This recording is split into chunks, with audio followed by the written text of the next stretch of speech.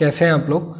इससे पहले वाले वीडियो में मैंने आपको उत्तराखंड का नदी तंत्र कंप्लीट कराया। उसके बाद अगला जो वीडियो मैंने बनाया उसमें मैंने आपको उत्तराखंड के नदी, ताल, झीलें, कुंड ये कंप्लीट करा दिया था। आज हमारा ज्योग्राफी का कुछ बचा हुआ चीज़ रह गई थी, वो मैं कंप्लीट करा देता हूँ, जिसमें मैं आपको आज उत्तराखंड का पामीर किसे कहते हैं वो बताऊंगा। साथ में कुछ दर्रे और कुछ वाटरफॉल के बारे में हम डिस्कशन करेंगे, ठीक है। उत्तराखंड का पामीर जो है वो दूधातोली पर्वत श्रृंखला को कहते हैं। ये दूधातोली जो पर्वत श्रृंखला है वो पौड़ी और चमोली जिले में पड़ती है। पौड़ी में 60% और चमोली में 40% पड़ती है, ठीक है। यहाँ पर 5 मुख्य नदियाँ निकलती हैं दूधातोली पर्वत श्रेणी से। एक है पश्चिमी रामगंगा, अटागाड़, पश्चिमी नयार, पूर्वी नयार और बूनो नदी, ठीक है। आपने जी ये मेरे से जो मैंने नदियों वाला पार्ट पढ़ाया था उसमें मैंने बताया था कि पश्चिमी नयार और पूर्वी नयार मिल जाती हैं आपस में और नाद गंगा या नयार नदी बनते हैं और जाके गंगा नदी में मिल जाती है, ठीक है। पश्चिमी रामगंगा जो है वो बाहर निकल जाती है उत्तराखंड से, रामनगर के पास से, और जाके कन्नौज के पास सुल्तानपुर में इसमें कोसी नदी मिलती है और दोनों जाके मिल जाती हैं कन्नौज के पास गंगा नदी में, ठीक है। पश्चिमी रामगंगा हो गया। अटागाड़ और बूनो नदी, अटागाड़ तो पश्चिमी रामगंगा में ही मिल जाती है और बूनो जाके पिंडर नदी में मिल जाती है। ये मैंने आपको नदी तंत्र वाले में करा रखा है, ठीक है। इसके अलावा जो दूधातोली था वो दूधातोली जो है ये गैरसैंण क्षेत्र, इसी क्षेत्र में पड़ता है, ठीक है। यह क्षेत्र चांदपुर नाम से फेमस था जब ब्रिटिश यहाँ पर थे, ठीक है। वीरचंद्र गढ़वाली जो थे उनकी ये प्रिय स्थली थी। वो चाहते थे कि इसको राजधानी बना दिया जाए और उन्होंने नेहरू से यहाँ भारत की ग्रीष्मकालीन राजधानी बनाने के लिए इसकी सिफारिश भी की थी, ठीक है। ये इतना ही आप लोग याद रखिएगा इससे। इसके बाद हम आ जाते हैं दर्रों पर, ठीक है। दर्रों में क्या है कि मैं आपको ये ना PDF प्रोवाइड करा दूंगा, मैं आपको यहाँ पे मैप में समझा देता हूँ। ये वीडियो बनाने का मेरा जो मेन कंसर्न वो इतना ही था कि मैं आपको ये समझाना चाह रहा था कि जो ये दर्रे हुए, कुंड हुए या फिर ये जो वाटरफॉल है, ये सब चीज़ें आपको मैप के थ्रू पढ़नी चाहिए और मैप के थ्रू ही आपको समझ में आएंगी, ठीक है। इसलिए मैंने ये वीडियो, छोटा सा वीडियो क्रिएट किया है आज का। देखिए जो दर्रा क्या होता है, दर्रा होता है दो जो पहाड़ होते हैं ना उनके बीच का जो रास्ता होता है वो दर्रा कहलाता है, ठीक है। तो दर्रा, अब जब दो पहाड़ों के बीच का रास्ता है तो ऑब्वियस सी बात है कि ये दो क्षेत्रों को अलग भी करता है ये दर्रा। तो ये जो क्षेत्रों को अलग करता है तो उनका नाम रखा जाता है, ठीक है। तो अभी हम राज्य के भीतर जो दर्रे पड़ते हैं वो देख लेते हैं। जैसे चमोली और पिथौरागढ़ के बीच में 4 दर्रे पड़ते हैं, बाराहोती, मारचौक, टोपी ढूंगा और लातू धुरा, ठीक है। ऐसे ही बागेश्वर और पिथौरागढ़ के बीच में एक दर्रा पड़ता है जिसका नाम है ट्रेल पास दर्रा। बागेश्वर और चमोली के बीच में एक दर्रा पड़ता है जिसका नाम है सुंदर ढूंगा दर्रा।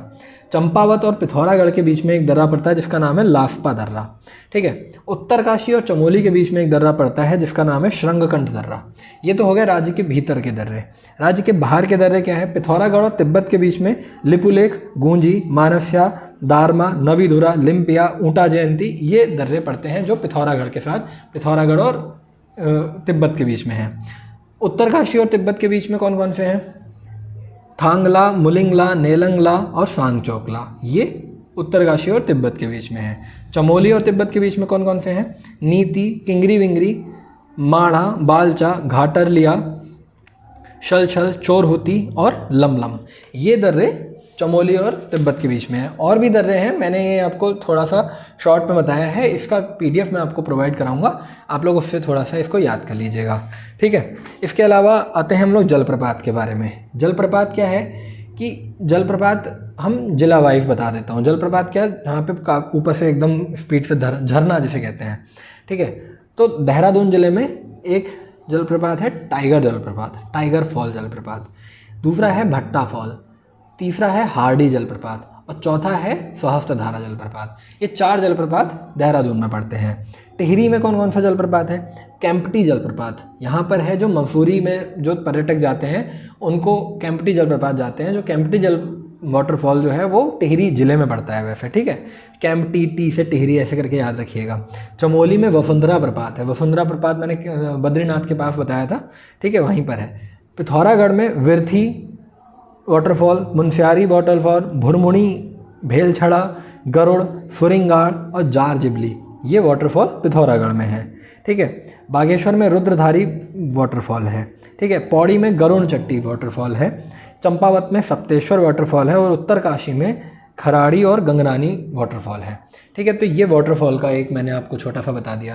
देखिए छोटा सा वीडियो मैंने बनाया इसलिए कि मैं आपको ये समझाना चाह रहा था कि आप लोग जो भी चीज़ पढ़ रहे हैं उत्तराखंड से रिलेटेड, ज्योग्राफी से रिलेटेड खास तौर पे, उसको उत्तराखंड का एक मैप बनाइए और उसमें उसको इंडिकेट कीजिए। देखिए उत्तराखंड का मैप बनाना कोई बहुत टफ है नहीं।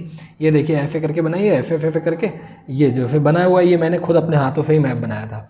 एग्जैक्टली सेम वैसा ही मैप बने जैसा है वैसा नहीं ज़रूरी है, लेकिन आप अपनी समझ के हिसाब से एक छोटा सा मैप बनाना सीख लीजिए। ठीक है, और फिर उसके बाद उसमें ज़िलों का इंडिकेशन कीजिए, कौन सी सीमा किस ज़िले के साथ सीमा साझा करती है वो इंडिकेट कीजिए, और उसके बाद आप उसमें उनकी विशेषताओं को लिखिए। जैसे वहाँ पे कौन सा जलप्रपात है, कौन सी नदी निकल रही है, कौन सा कुंड है, कौन सा मंदिर है। और इस तरह से जब आप करेंगे तो आपका आप ये देखेंगे कि आपकी उत्तराखंड में एक बहुत अच्छी पकड़ बन गई है। ठीक है, तो यह वीडियो मैं आज यहीं ख़त्म कर रहा हूँ। इसके बाद हमारी ये जियोग्राफी ख़त्म हो रही है। इसके बाद हमें क्या शुरू करना है आप कमेंट ज़रूर कीजिएगा। हम लोगों के पास अभी डिस्ट्रिक्ट सीरीज़ बची है। डिस्ट्रिक्ट सीरीज़ मतलब हर ज़िले का हम अलग अलग अध्ययन कर लें, या फिर इतिहास पढ़ लें, या फिर आप बताएंगे तो हम हस्तियाँ, जो उत्तराखंड की विशेष जो हस्तियाँ हैं, जैसे जो पर्सनैलिटीज़ हैं, उनको पढ़ लेंगे। तो आप लोग कमेंट कीजिएगा, मैं उसको करा दूँगा। ठीक है, और यहीं पे मैं अपना इस वीडियो को एंड कर रहा हूँ। छोटा सा वीडियो था इसीलिए बनाया गया था, आप लोग पढ़ाई करते